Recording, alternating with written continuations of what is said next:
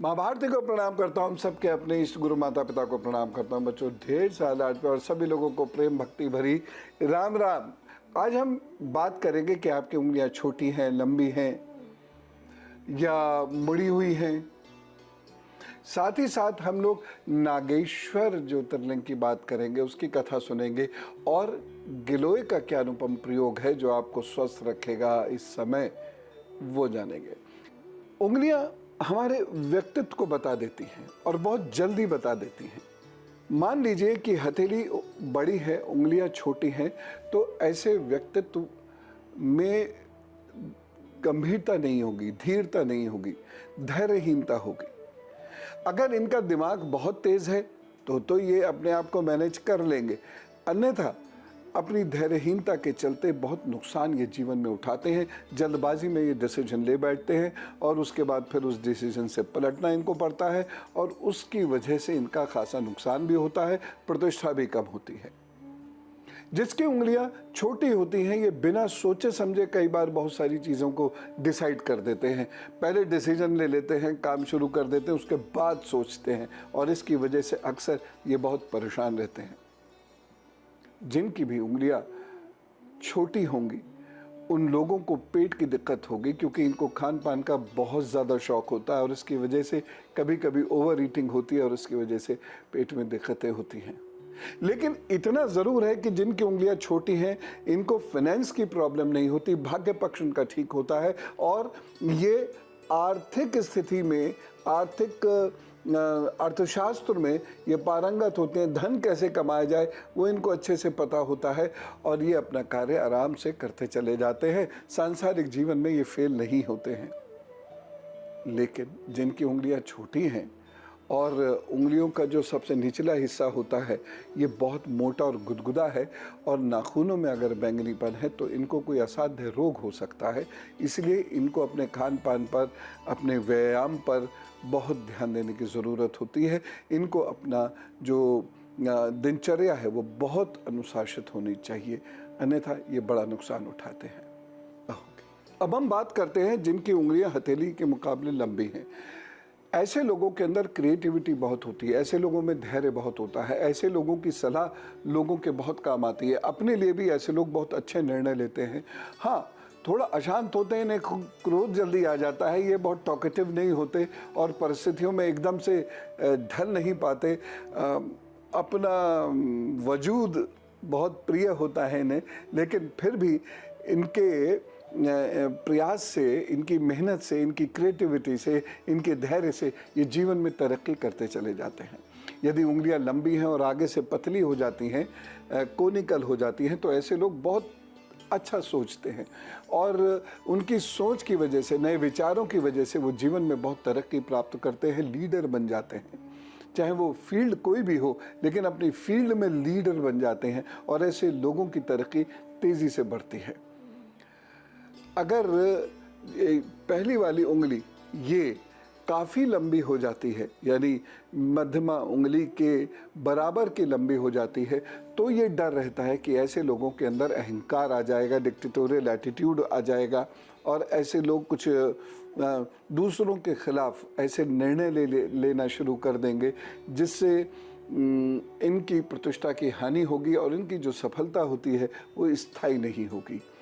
इसीलिए ऐसे लोगों को वाणी पर बहुत काबू रखना पड़ेगा। ऐसे लोगों को बहुत सोच समझ कर निर्णय लेना पड़ेगा, बहुत सोच समझ कर चलना पड़ेगा, धैर्य से रहना होगा और अपने अहंकार का क्षय करना होगा, अन्यथा परेशानियां बढ़ती चली जाती हैं।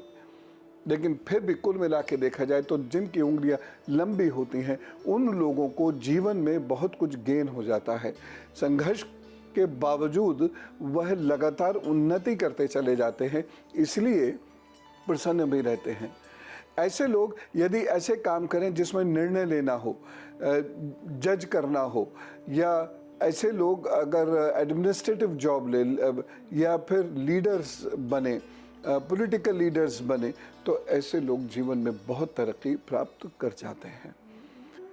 अगर उंगली लंबी है और उंगलियों में गांठें हैं तो ऐसे व्यक्ति कुछ नया सोच के कुछ बहुत बढ़िया जीवन में कर जाते हैं, जिसकी वजह से उनकी चहुं ओर प्रशंसा होती है। लोग उनसे सलाह लेने के लिए दूर दूर से आते हैं। अब उनकी बात करेंगे। कुछ लोगों की उंगली टेढ़ी मेढ़ी होती है। अब हम बात करते हैं उन लोगों की जिनकी उंगली टेढ़ी मेढ़ी है। देखिए, अगर सबसे छोटी उंगली टेढ़ी है, आगे की ओर झुकी हुई है, तो ऐसे व्यक्ति को गंभीर वाणी दोष होता है और वाणी की वजह से इसको ज़िंदगी में बहुत नुकसान भी उठाना पड़ता है। ऐसे व्यक्ति कुछ भी बोल सकते हैं, वो नहीं भी चाहते हैं लेकिन फिर भी कुछ भी बोल सकते हैं, जिसकी वजह से धीरे धीरे लोग उनसे दूर हटते चले जाते हैं। ऐसे लोगों को अपनी वाणी के चलते इतना नुकसान उठाना पड़ जाता है कभी कभी कि इनको कानून से दंड भी प्राप्त हो जाता है। किसी व्यक्ति की यदि बीच वाली उंगली इस तरीके से ये आगे की ओर झुक जाती है, आगे की ओर ऐसे बेंड कर जाती है, तो ऐसे लोगों को अपने स्वास्थ्य का बहुत ज़्यादा ख्याल रखने की ज़रूरत है। इनके स्वास्थ्य में जो सबसे बड़ी परेशानी होती हैं वो दो हैं। एक हड्डियों की दिक्कत होती है और दूसरी नर्वस सिस्टम की दिक्कत होती है। नर्वस सिस्टम की दिक्कत की वजह से आपकी उंगलियां, हथेलियां, पैर, इन सब के चलने में, स्विफ्टनेस में प्रॉब्लम महसूस होती है। इसलिए जिसकी ये वाली उंगली टेढ़ी है उन्हें बहुत ख्याल रखने की ज़रूरत है।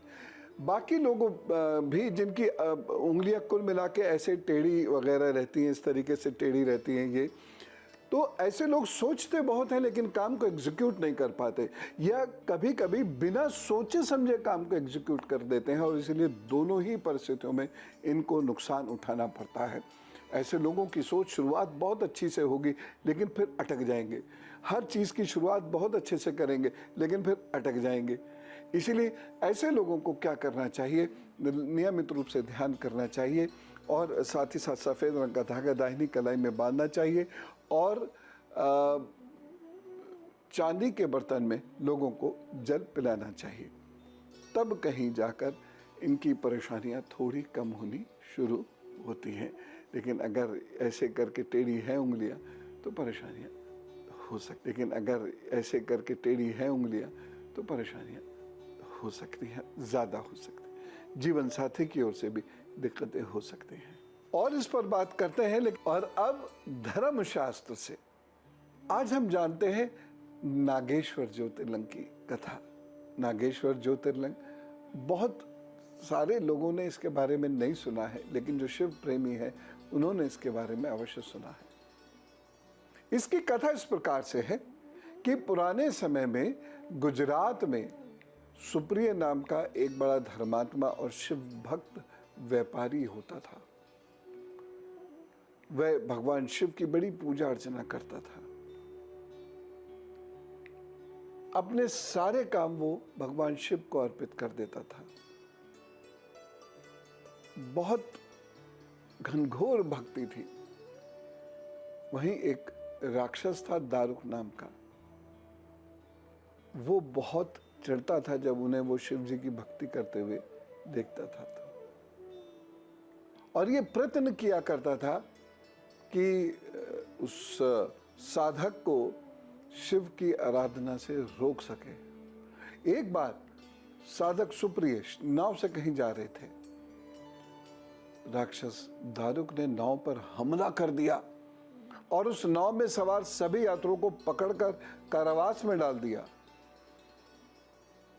उसको लगा कि कारावास के अंदर तो सुप्रिय अब कुछ नहीं कर सकता। उन्हें लगा कि अब सुप्रिय कुछ नहीं कर सकता, लेकिन सुप्रिय भगवान का भक्त था। वो जेल में भी उसी अनुशासित दिनचर्या से चलता था और भगवान शिव के नाम, भक्ति, उपासना, पूजन में लगा रहता था। और जो बाकी कैदी थे उनको भी उसने शिव भक्त बना दिया और वो सारे मिलकर शिव की आराधना, उपासना करने लगे। ये समाचार दारुक को पता चल गया। दारुक के गुप्तचरों ने ये इंफॉर्मेशन उसे दी तो बहुत भयंकर क्रोध उसको आया और वो सुप्रिय के पास गया और उस वक्त भी सुप्रिय शिव जी के ध्यान में बैठा हुआ था। देख के रावण और बिफर गया और बोलता है, तू आंखें बंद कर इसी समय यहां मेरे विरुद्ध कौन से षड्यंत्र करने की सोच रहा है। सोचिए ये वाणी भक्त पर कितनी भारी बीतेगी। उन्होंने कहा, बार बार कहा दारुक ने, तो भी सुप्रिय ध्यान मग्न बैठा रहा।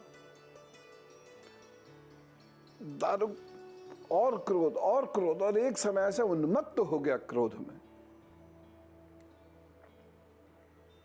उसने अपनी फौज को आदेश दिया कि सुप्रिय सहित सारे लोग जो जेल में बंद हैं सबको मार दो। सुप्रिय को कोई फर्क ही नहीं पड़ा। भोलेनाथ जी पर विश्वास था और वो अपनी जेल में ही साधना करते रहे। बाद में बाहर बिठा दिए गए तो वहां साधन नियमित रूप से करते रहे।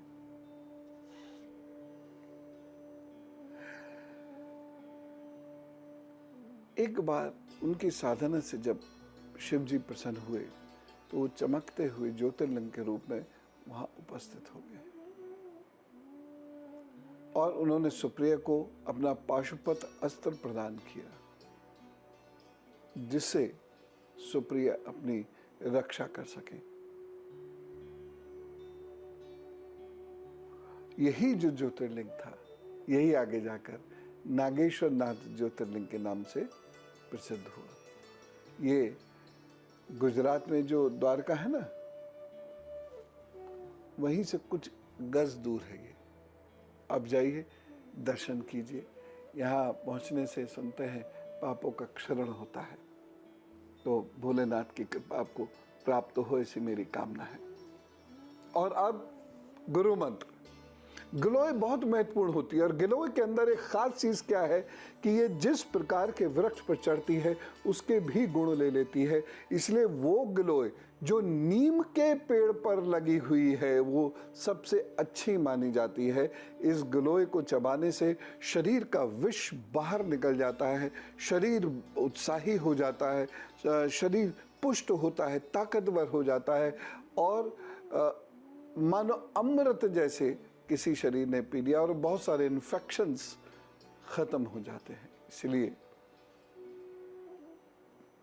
गिलोय को नीम पर चढ़वा दीजिए कैसे करके। तो ये गिलोय के तो अपने जो औषधीय गुण हैं ही हैं, जबरदस्त हैं, उसके साथ साथ